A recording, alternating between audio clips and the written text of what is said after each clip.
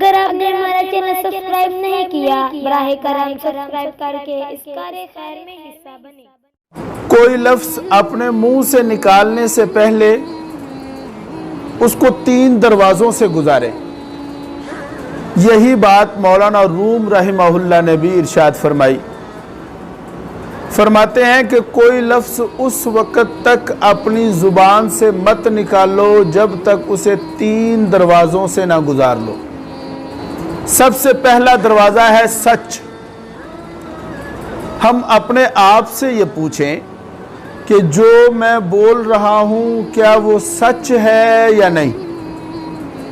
لہذا اگر وہ سچ ہے تو پھر دوسرا دروازہ ہے اہمیت، کہ بات ضروری کتنی ہے۔ بھائی عزیزو دوستو، ایک چیز سچ ہے لیکن بیان کی ضرورت نہیں ہے تو اسے اپنے منہ سے نہ نکالیں، بلکہ سچ بھی ہو اور اہم بھی ہو۔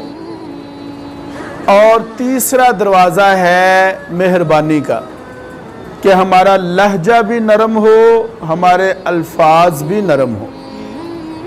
لہذا اگر کوئی چیز سچ بھی ہے، اہم بھی ہے، لیکن لہجہ نرم نہیں ہے، الفاظ نرم نہیں ہے، تو اس لفظ کو ادھر ہی روک دے، اپنے منہ سے نہ نکالیں۔